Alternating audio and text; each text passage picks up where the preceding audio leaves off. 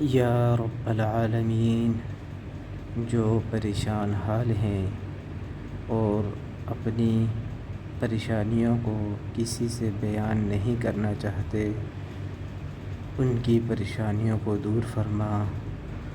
और जो परेशानियां लोगों के सामने ज़ाहिर करते हैं या अल्लाह, तो उनकी भी परेशानियों को दूर फरमा। ए अल्लाह, तो अपने नेक बंदों को जो दिया करता है वो हम सब को अता फ़रमा। और या अरहमर राहिमीन, हमारे दिलों के पोशीदा राज़ों को तू ही जानता है, हमारे दिलों में क्या ख्वाहिशें हैं। या रब्बल आलमीन, तू ही उनको कबूल फ़रमा और अपने दर से अता कर और अपने अलावा किसी का मोहताज न बना। आमीन या रब्बल आलमीन।